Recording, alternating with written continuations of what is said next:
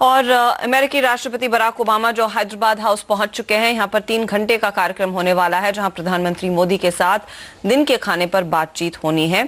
इस बैठक के दौरान कई अहम मुद्दों पर बातचीत होने की संभावना है। हैदराबाद हाउस से हमारे साथ जुड़ रहे हमारे संवाददाता ऋतुपर्णो बताइए, बैठक जो है बेहद अहम है, लेकिन कौन से बड़े मुद्दे हैं जिस पर सभी की नजरें हैं? प्रेसिडेंट ओबामा के इस भारत दौरे में 3 विशेष मुद्दों पे हम देखेंगे कुछ MOUs, कुछ एग्रीमेंट्स।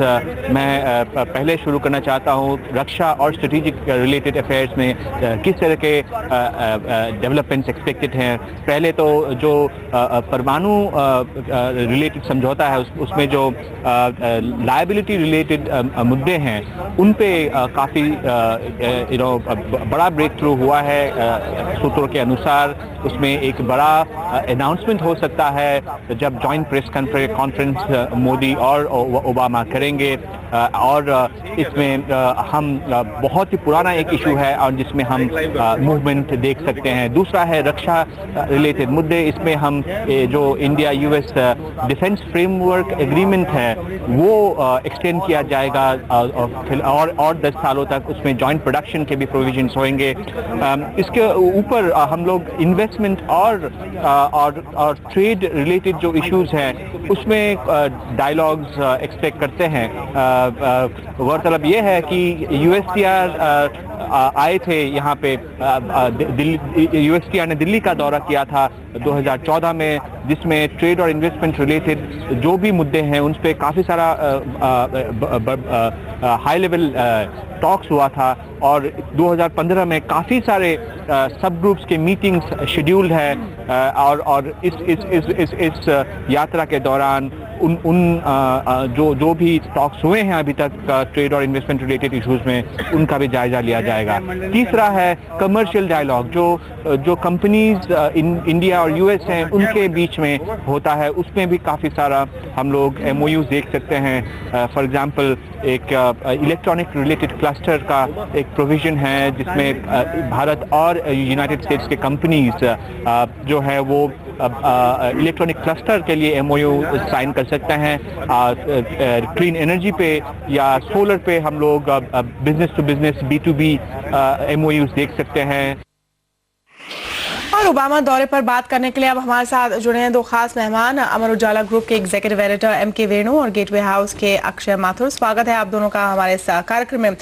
वेणु, सबसे पहले आपसे मैं जानना चाहूंगी कि इतनी सारी उम्मीदें बंधी हुई है, खबरें आ रही हैं सुबह से कि इंडो US न्यूक्लियर डील पे कुछ सब्सटैंशियल हमें सुनने को मिलेगा दोनों नेताओं से करीब 3 बजे। आपकी क्या उम्मीदें हैं? क्या इतने कम टाइम स्पैन में कुछ बड़ा दिखाई देगा हमें?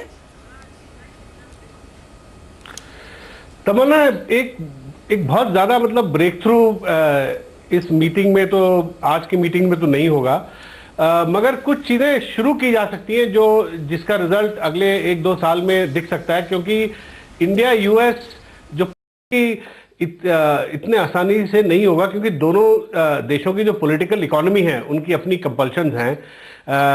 मगर एक चीज जरूर हो सकता है, वो यूनाइटेड स्टेट्स ने ये तय कर लिया है कि अब इंडिया को जो डिफेंस रिलेटेड और जो टेक्नोलॉजी जो है, जो थोड़ा सोफिस्टिकेटेड टेक्नोलॉजी जैसे ड्रोन टेक्नोलॉजी जैसे है, जो कि बॉर्डर एरियाज में अनमैन्ड आर्म्ड फ्लाइंग जो कैपेबिलिटी है उसको लेके दे सकती है। और इस तरह की जो इम्पोर्टेंट जो डिफेंस टेक्नोलॉजी है जो नेशनल सिक्योरिटी से लिंक्ड है वो दे सकती है। मगर US उसके वो देने के बाद इन रिटर्न भी चीजें चाहेगी और एक पैकेज डील करने की कोशिश करेगी। एक तो वो इंडिया से ये चाहती है कि भाई India multi brand retail foreign investment open करे और बैंकिंग और इंश्योरेंस को और भी पूरी तरीके से ओपन करे, जिसको लेके विवाद है, क्योंकि संघ परिवार जो है वो ये नहीं चाहता कि फाइनेंशियल सेक्टर में फॉरेन कंपनीज को खुली छूट हो। संघ परिवार का ये पोजीशन है कि हिंदुस्तान के नागरिक के जो सेविंग्स को ज़्यादातर इंडियन कंपनीज को ही हार्नेस करना चाहिए, चाहे वो बैंकिंग हो, इंश्योरेंस हो। और एक और चीज जो अमेरिका को बहुत ही मतलब इंडिया पे प्रेशर काफी टाइम से डाल रही है, जो उसमें यह है कि इंडियन जो पेटेंट्स एक्ट है उसको अमेंड करने की बात अमेरिका ने करी है, क्योंकि इंडिया के पेटेंट्स एक्ट में जो कंपलसरी लाइसेंसिंग का प्रोविजन है, जिसको लेके वो किसी भी जरूरी ड्रग की जरूरत है गरीबों के लिए, तो उसको वो कंपलसरी लाइसेंसिंग के तहत सरकार उसकी प्रोडक्शन ऑर्डर हिंदुस्तान के अंदर ऑर्डर करके वो उसका वितरण कर सकती है। जैसे स्वाइन फ्लू को लेके हुआ था, पहले उन्होंने कंपलसरी लाइसेंसिंग ड्रग बनाई थी 2013 में, उसको लेके आपत्ति थी फाइजर जैसी बड़ी कंपनियों को। उसमें यूएस चाहती है कि कुछ रिव्यू किया जाए, मगर उसमें बिल्कुल हिंदुस्तान पीछे। अरुण जेटली ने पार्लियामेंट में बोला था कि इंडियन पेटेंट्स एक्ट को किसी हालत में तो ऐसे कई छोटे छोटे मुद्दे हैं जिस पर ऑफ कोर्स चर्चा होनी है वेणु, लेकिन एक जो बड़ा मुद्दा है जिसकी हम लगातार चर्चा करते आए हैं वो है सिविल न्यूक्लियर डील का। अक्षय, मैं उसी पर आपकी राय लेना चाहूंगी, क्योंकि सुबह से यह हेडलाइन बनी हुई है कि किसी तरह की सहमति बन गई है। कितना अहम होगा कि इस पर्टिकुलर दौरे पर, और यह दूसरा दौरा है बराक ओबामा का, स्पेशली जब प्रधानमंत्री नरेंद्र मोदी यूएस खुद गए थे, उसके बाद काफी बातचीत का सिलसिला शुरू हो गया है, तो एक बहुत बड़ी अपॉर्चुनिटी इस डील को साइन करने की या फिर इसको और आगे बढ़ाने की। देखिए, जैसे आपने कहा, अगर अर्ली इंडिकेशन रिपोर्ट से आ रहे हैं कि ऐसा अनाउंस होने वाला है तो बहुत ही बिग डील है, क्योंकि न्यूक्लियर प्लांट्स तो इंडिया के पास पहले भी थे, हमने हमारे अपने आप से हमने बना रखे हैं। French and Russian companies already हैं, लेकिन वो मोस्टली स्टेट बैक्ड हैं, तो मतलब गवर्नमेंट बैक्ड कंपनीज हैं। लेकिन ऑफ कोर्स अमेरिकन कंपनीज जो है मोस्टली प्राइवेट कॉर्पोरेशन है, इसलिए लायबिलिटी का जो मुद्दा है वो हमेशा से ज़्यादा ज़रूरी रहा है उनके लिए। अगर और इनकी डील में कुछ यहाँ पे कुछ डील रिपोर्ट होती है अगर, तो बहुत ही बड़ा होगा, क्योंकि लंदन में और वियना में आई थिंक इन लोग के नेगोशिएशन चल रहे थे। एंड हमको थोड़ा ये भी सोचना चाहिए कि हमारे नेगोशिएटर्स ने भी बहुत टफ स्टैंड रखा हुआ था कि कुछ लायबिलिटी के मुद्दे ऐसे जिस पे हम नहीं कंसीड कर सकते। एंड आई थिंक अगर कुछ डील अगर ब्रेक थ्रू, मतलब कोई क्रिएटिव इन्होंने सोल्यूशन निकाला होगा, and I think is very important. तो उन क्रिएटिव सॉल्यूशंस में एक दो जो बातें पब्लिक डोमेन में आ रही है उन पर थोड़ा डिटेल में जाते हैं। एक तो एक ऑप्शन भारत ने दिया था कि इंश्योरेंस पूल बना दें हम, आपका बीमा हो जाए ताकि कोई अगर लायबिलिटी हो तो आप उस तरह से कवर्ड हो। एक ये भी सजेशन हो रहा था जो अनलाइकली वैसे लग रहा है कि एक एक्सेप्शन आप बनाएं अमेरिकन कंपनियों के लिए, शायद वो होगा नहीं, लेकिन किस स्फीयर में आपको लगता है कि एक तरह से ये बात आगे बढ़ेगी, क्योंकि दोनों पोजीशंस पोल्स अपार्ट रही हैं। मुझे लगता है कि शायद इंश्योरेंस पूल ज़्यादा डाइजेस्टेबल सोल्यूशन लगेगा अमेरिका को, क्योंकि उन लोगों को कैपिटल मार्केट्स और इंश्योरेंस को टैकल करना और उसको फ्रेम करना ज़्यादा अच्छा आता है। एक्सेप्शंस बनाना अमेरिका के लिए मुश्किल है, उनके कांग्रेस से उनको अपोजिशन भी मिल सकता है। एंड एक और बात हमें याद रखनी चाहिए कि लायबिलिटी जो इशू मुद्दा है उसमें उनको ऑब्वियसली कंसर्न है कि कितना पैसा देना पड़ेगा कल को कोई इशू हुआ। लेकिन अगर आप देखें तो अमेरिका तो फाइन्स वो काफी लगा सकता है। अभी भी बीपी ने $40 बिलियन दिए हैं ऑयल स्पिल के लिए, जहाँ पे कोई मतलब ह्यूमन टोल नहीं है। तो न्यूक्लियर लायबिलिटी में भी कुछ उनको सोचना चाहिए कि अगर $40 बिलियन और बैंकिंग एंड फाइनेंशियल क्राइसिस और ईरान सैंक्शंस में अगर इतना फाइन अगर अमेरिकन रेगुलेटर्स मांग सकते हैं तो ऑफ कोर्स इंडिया का भी तो फर्ज बनता है। डोमेस्टिकली उनकी लायबिलिटी बनती है तो बाहर क्यों नहीं, स्पेशली जहाँ पे ह्यूमन टोल हो सकती है। मिस्टर वेणु, मैं आपके पास वापस आऊंगी। उससे पहले अक्षय, मैं आपसे ये भी समझना चाहूंगी, ये फ्लैगिंग एंड ट्रैकिंग का जो मामला था, अगर हम वहां से हमारे न्यूक्लियर प्लांट्स के लिए इक्विपमेंट लेते हैं, अमेरिका कह रहा है हमें पता होना चाहिए इसका इस्तेमाल कहाँ हो रहा है, कैसे हो रहा है, और उसका पूरा ट्रैक रिकॉर्ड उनको चाहिए, जो भारत ने क्लियरली कहा है इंट्रूसिव डिमांड है। क्या यहाँ पर किसी तरह का कॉम्प्रोमाइज होता हुआ दिखाई दे सकता है? इसको कैसे स्कर्ट करेंगे ताकि ये भारत के फेवर में ही मामला रहे? ये बहुत इंपॉर्टेंट टेक्निकल डिटेल है और जिस तरह से निगोशिएशन चल रहे हैं बोलना भी मुश्किल है कि किस बात पे कॉम्प्रोमाइज हो सकता है। लेकिन नेशनल इंटरेस्ट के लिए ज़रूरी इसलिए है क्योंकि जैसे बहुत सारे एक्सपर्ट्स ने स्टडी किया है, वो ये कहा है कि हम इंटरनेशनल एटॉमिक एनर्जी के स्टैंडर्ड से हम कंप्लाई करते हैं, तो हमको ज़रूरी नहीं है नेसेसरली उसमें कंसीड करना। लेकिन एट द सेम टाइम अगर अमेरिका कोई ऐसी पोजीशंस रखता है और हमें उसकी टेक्नोलॉजी और कैपिटल चाहिए न्यूक्लियर प्लांट्स बनाने के लिए, तो हमको कुछ तो रिकंसिडर करना पड़ेगा।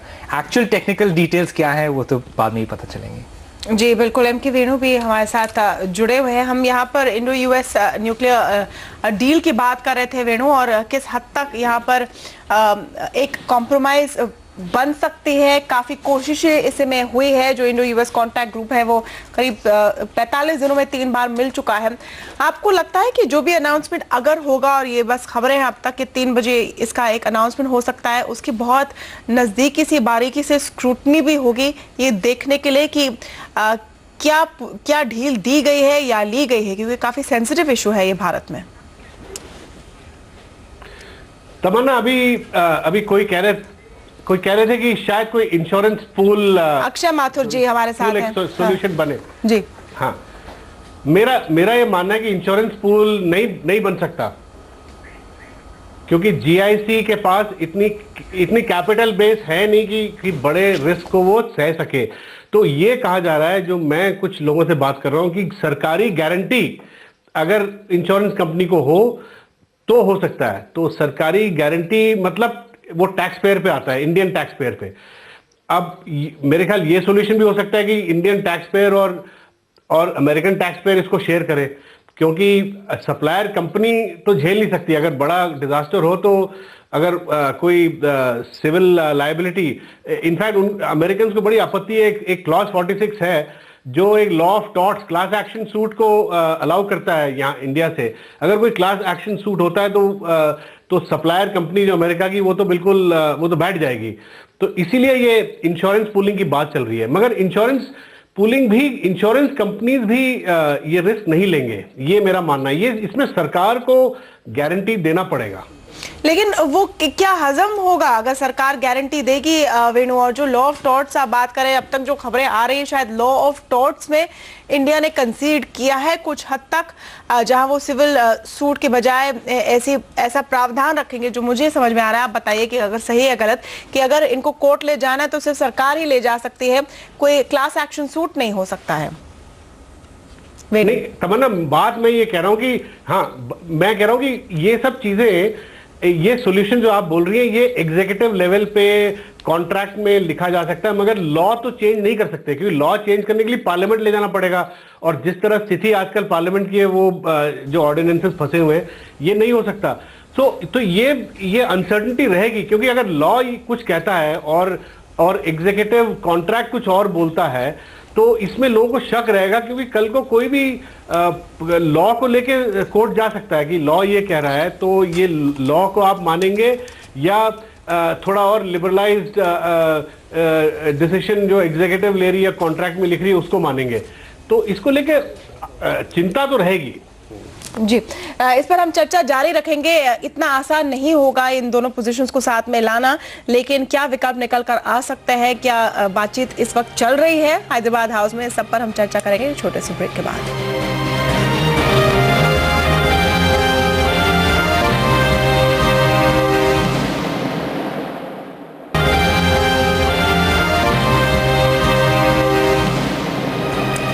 हैदराबाद हाउस में बराक ओबामा और प्रधानमंत्री नरेंद्र मोदी के बीच चर्चाएं चल रही है। इस वक्त क्या निकल कर आएगा, इस पर हम यहाँ पर डिस्कशन कर रहे हैं सीएनबीसी आवाज के स्टूडियोज में। अक्षय माथुर और एमके वेणु हमारे साथ मौजूद हैं।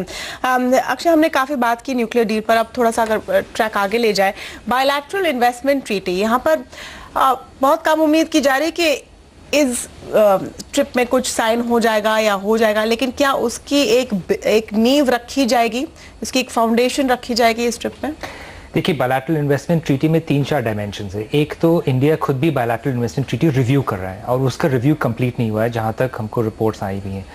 दूसरी चीज़ ये है कि America bilateral investment treaty push कर रहा है, एंड वो इसलिए पुश कर रहा है कि बियॉन्ड अ पॉइंट जो इन्वेस्टमेंट्स करना चाहते हैं, अमेरिकन कंपनीज करनी चाहती हैं, अब वो देखना चाहते हैं कि उनके इन्वेस्टमेंट्स प्रोटेक्टेड रहेंगे कि नहीं रहेंगे। और वो इसलिए क्योंकि बायलैटरल इन्वेस्टमेंट ट्रीटी 2-3 ऐसे क्लॉजेज इंक्लूड करती है जो आप ट्रेडिशनली नहीं देखेंगे। For instance, investor state dispute resolution. अब वो एक ऐसा मुद्दा है जिसपे इंडिया और यूएस ऑपोजिट एंड्स पे हैं, क्योंकि कभी लगता है कि यूएस कहती है कि हमें इंटरनेशनल आर्बिट्रेशन के क्लॉजेज और स्ट्रिक्ट करने चाहिए, ताकि अगर कल को कुछ प्रॉब्लम हुई तो उसको आर्बिट्रेशन में लेके जा सकता है। इंडियन गवर्नमेंट ये भी कहती है कि हमारा जुडिशियल सिस्टम है, तो वो सफिशिएंट क्यों नहीं रह सकता। तो एक वहाँ पे वो ऑपोजिट एंड्स में है। दूसरी चीज़ ये है कि Indian government has said before कि हम लोग अपने वीज़ाज और मूवमेंट ऑफ प्रोफेशनल्स क्यों नहीं बायलैटरल इन्वेस्टमेंट ट्रीटी में डाल सकते हैं। अमेरिकन गवर्नमेंट कहती है नहीं, वीज़ाज इमिग्रेशन इन्वेस्टमेंट ट्रीटी का पार्ट नहीं होते, जबकि हमें लगता है, क्योंकि हमें इसलिए और भी स्ट्रांगली लगता है क्योंकि सर्विसेज हमारी कॉम्पिटेंसी है, और services as oppose to goods, services में मूवमेंट ऑफ प्रोफेशनल्स ज़्यादा ज़रूरी हो जाता है, क्योंकि ऐसा तो नहीं है आपने शिप को अपना सामान लेके पोर्ट पे जाके शिप कर दिया और वह पहुँच गया। अगर आपके लॉयर्स हैं, अकाउंटेंट्स हैं, आईटी प्रोफेशनल्स हैं, एंटरप्रेन्योर्स हैं, उनको जाना पड़ेगा, वहाँ पे बेस सेटअप करना पड़ेगा, रहना पड़ेगा, ट्रेनिंग देनी पड़ेगी, तो उसके लिए थोड़ी सी वीज़ा थोड़ा इंपॉर्टेंट इशू बन जाता है। तो इसीलिए बायलैटरल इन्वेस्टमेंट ट्रीटी बहुत दिनों से अटका हुआ है, बट आई थिंक उस पर रिव्यू चल रहा है, and I think Indian government ने एक्चुअली में इस मुद्दे पे सही काम किया कि अपना रिव्यू पहले करें, क्योंकि हमारे पास 80 बायलैटरल इन्वेस्टमेंट ट्रीटीज ऑलरेडी है बाकी देशों के साथ, तो ऐसा नहीं है कि हमने साइन नहीं किए, बट हमने किसी बड़ी कंट्री के साथ ऐसे साइन नहीं किया, और यूएस ने किसी बड़ी कंट्री के साथ नहीं किया जैसे इंडिया है, तो वो हमको देखना। अक्षय, लेकिन सवाल यही है, क्योंकि आप कह रहे हैं कि हमारी रिव्यू भी अंडर प्रोसेस है, उसमें टाइम लग सकता है, कोई एक स्पेसिफिक मुद्दा जहां पर आपको लग रहा है इस बारी एक ब्रेक थ्रू ऑफ सॉर्ट्स उसके सिग्नल आते हुए दिखाई दे सकते हैं? बायलैटरल इन्वेस्टमेंट ट्रीटी पर तो नहीं लग रहा मुझे, लेकिन मैं ये जरूर कहूँगा जो मुझे सरप्राइजिंग लगा कि अब बायलैटरल इन्वेस्टमेंट ट्रीटी को छोड़ के कुछ American analyst and policy makers हैं जो एफटीए के लिए पुश करना शुरू कर दिया है, उन्होंने एफटीए का आइडिया देना शुरू कर दिया, और मैं काफ़ी सरप्राइज था ये सुन के। बट आई थिंक ये अमेरिकन थिंकिंग और स्ट्रेटेजिक अप्रोच पे भी कुछ रिफ्लेक्शन है कि जो टेबल पे है वो तो है ही, अब दूसरे जो नेक्स्ट स्टेप्स है उस पर भी ऑलरेडी डिबेट स्टार्ट हो गई है कि एफटीए होना चाहिए कि नहीं होना चाहिए, क्या उस पर पॉइंट्स होने चाहिए, क्योंकि हम तो प्रिपेयर्ड ही नहीं है अभी।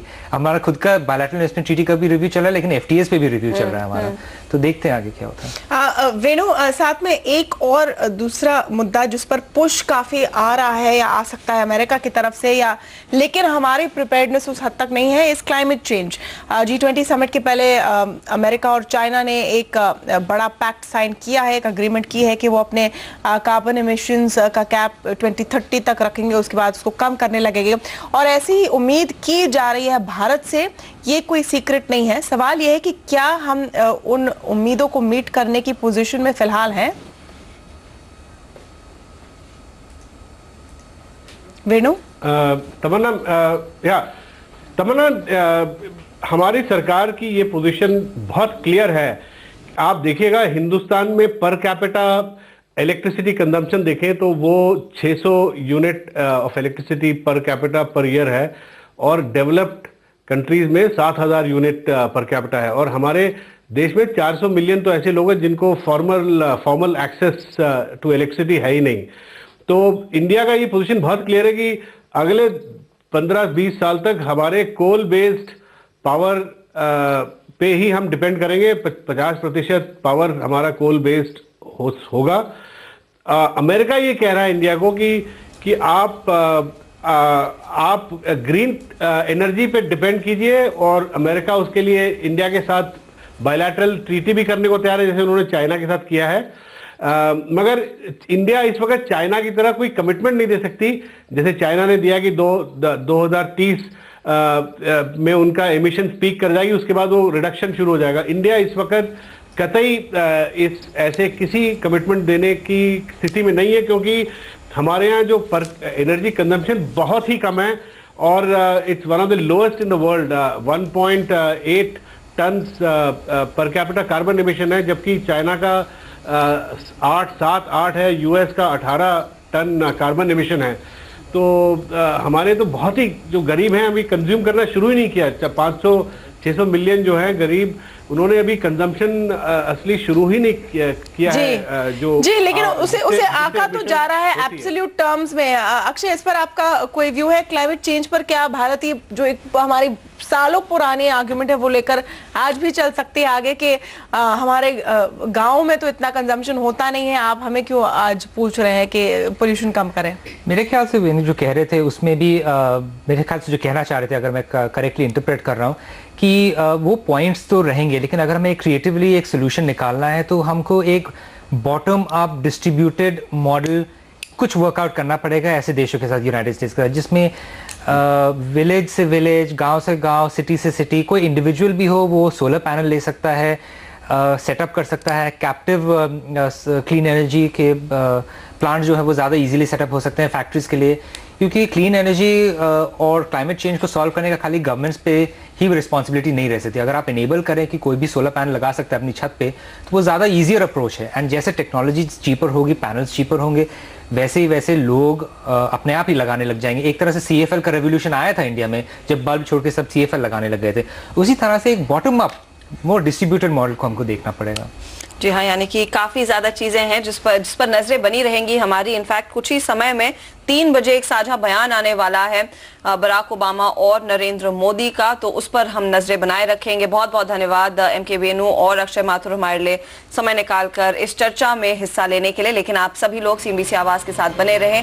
3 बजे नजरें रहेंगी उस साझा बयान पर, उस प्रेस कॉन्फ्रेंस पर। नमस्कार।